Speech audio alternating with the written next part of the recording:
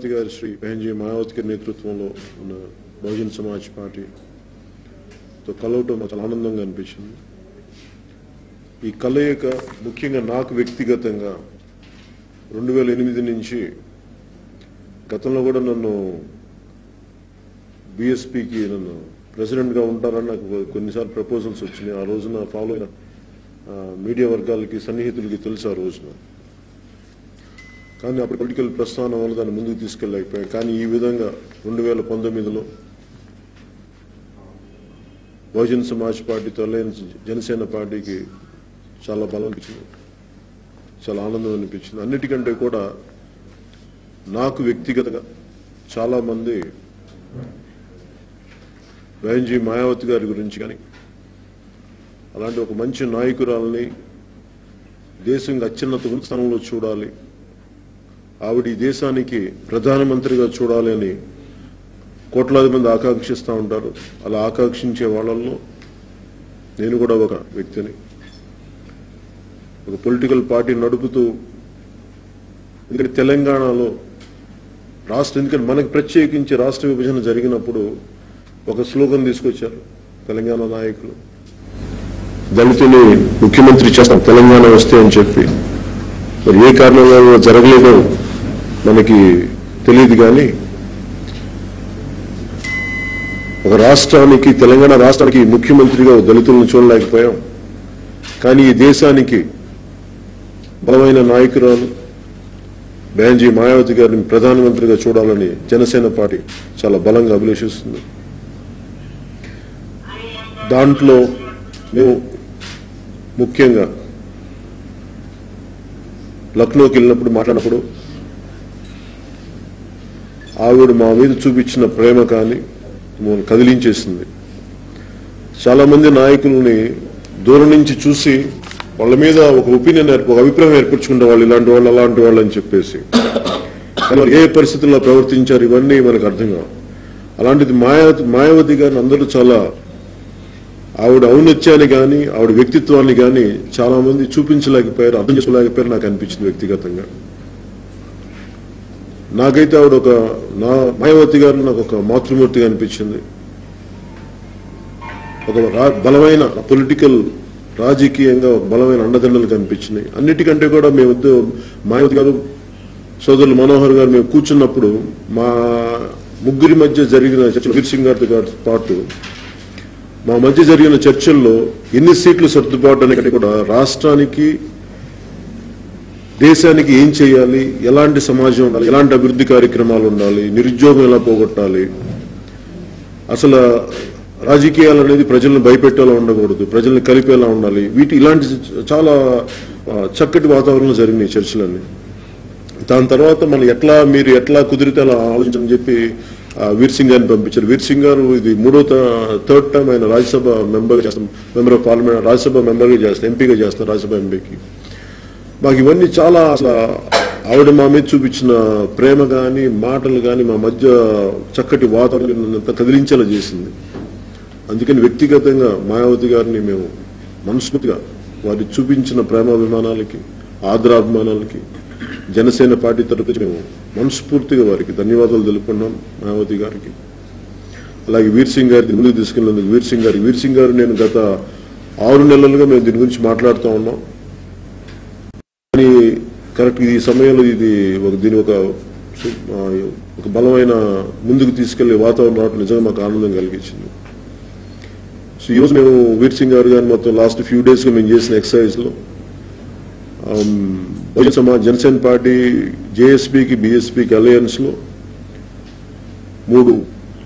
మూడు పార్లమెంట్స్ వాళ్ళకి ఇవ్వడం జరుగుతుంది. ఒకటి తిరుపతి, 2 బాపట్ల, 3వది చిత్తూరు. అలాగే 21 అసెంబ్లీ స్థానాలని బహుజన్ సమాజ్ పార్టీకి ఇవ్వడం చేశాం. మిగతా స్థానాల్లో కొంత సిపిఐ ఉంటుంది, తర్వాత కొంత సిపిఎం ఉంటుంది. ఆ మిగిలిన తర్వాత ఎక్కువ మంది స్థానాల్లో జనసేన పోటీ చేయబోతుంది. ఇది నెక్స్ట్ సిపిఐతో కలిసినప్పుడు వాళ్ళు ఎన్ని స్థానాల్లో పోటీ చేస్తారని చెప్తాం. సో బీఎస్పీకి సంబంధించినంత వరకు 21 అసెంబ్లీ స్థానాలు, 3 పార్లమెంట్ స్థానాల్లో మేము కలిపి వారికి ఇవ్వడం జరిగింది. మీ దృష్టికి తీసుకొస్తాం. Thank you very much. Veer Singh ఒక్క నిమిషం, వీర్ సింగ్ అన్ని కూడా మాట్లాడారు.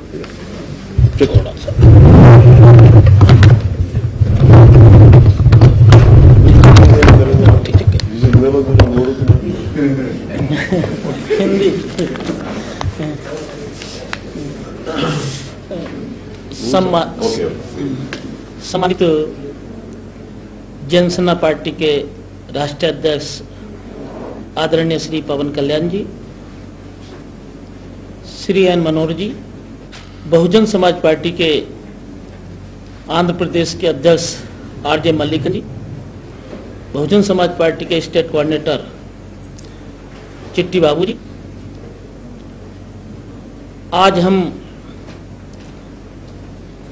जनसेना पार्टी, सीपीआई, सीपीएम और बीएसपी की ये हमारी संयुक्त प्रेस कॉन्फ्रेंस है। मैं आपको अवगत कराना चाहता हूं कि 15 मार्च को जो हमारी बहुजन समाज पार्टी का बहुत ही शुभ दिन है, माननीय काशीराम साहब का बर्थडे है, उस दिन माननीय श्री पवन कल्याण जी, मनोहर जी लखनऊ में बहुजन समाज पार्टी की राष्ट्रीय अध्यक्षा आदरणीय बहन कुमारी मायावती जी के साथ आपसी वार्तालाप के बाद Jana Sena party, Bahujan Samaj party, CPI, CPM का आंध्रा में और तेलंगाना प्रदेश में, आंध्र प्रदेश में लोकसभा और विधानसभा के आम चुनाव में और तेलंगाना के लोकसभा के आम चुनाव में हमारा गठबंधन हुआ है आदरणीय बहन कुमारी मायावती जी के नेतृत्व में। तो हमारी पार्टी की राष्ट्रीय नेता आदरणीय बहन कुमारी मायावती जी के दिशा निर्देश पर ये जो हमारा गठबंधन हुआ है जनसेना से, सीपीआई, सीपीएम से, तो इस गठबंधन को हम ईमानदारी से निभाएंगे। और जैसा कि हमारी नेता आदरणीय बहन कुमारी मायावती जी ने लखनऊ में श्री पवन कल्याण जी को आश्वासन दिया है कि मैं उनको पूरा आशीर्वाद दूंगी, और मैं चाहती हूं कि आंध्रा के अंदर परिवर्तन आना चाहिए, नया चेहरा आना चाहिए, क्योंकि दूसरी पार्टियों से लोग उब चुके हैं। तो एक नए चेहरे की तलाश है आंध्र प्रदेश में, जो वर्तमान में श्री पवन कल्याण जी हैं। तो हमारी पार्टी के वर्कर, मैं आश्वासन दिलाता हूं, हमारी बहन मायावती जी ने जो हमारी पार्टी की राष्ट्रीय अध्यक्षा हैं, उन्होंने भी आश्वासन दिया है कि हम पूरी तरीके से श्री पवन कल्याण जी के साथ हैं, तन मन धन से हम साथ रहेंगे, पूरा सपोर्ट करेंगे। इसके साथ साथ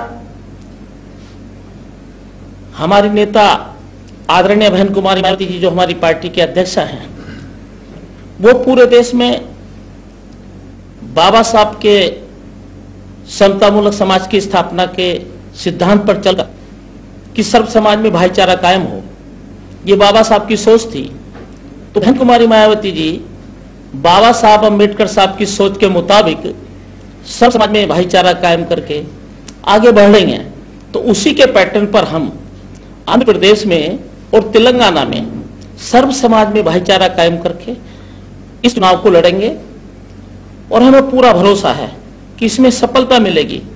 और मुझे बहुत खुशी हुई, और हमारी नेता आदरणीय बहन मायावती जी को भी बहुत खुशी हुई जब पवन कल्याण जी के बारे में पता चला कि आप मान्यवर काशीराम साहब के फॉलोवर हैं, और बहन जी भी चाहती हैं कि बाबा साहब का जो अधूरा काम था काशीराम साहब ने काफी पूरा किया, और कांशीराम साहब और बाबा साहब के बाद जो अधूरा काम बचा है, जिसको बहन मायावती जी पूरे देश में पूरा करने के लिए तत्पर हैं, जो एक सामाजिक परिवर्तन की लड़ाई है, तो उसमें श्री पवन कल्याण जी का भी बहुत बड़ा योगदान रहेगा।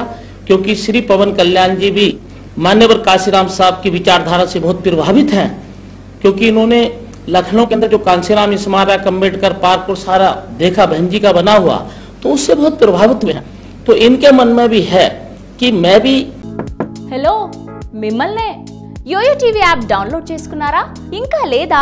మీ యాప్ స్టోర్ కి వెళ్ళి వెంటనే డౌన్లోడ్ చేసుకోండి.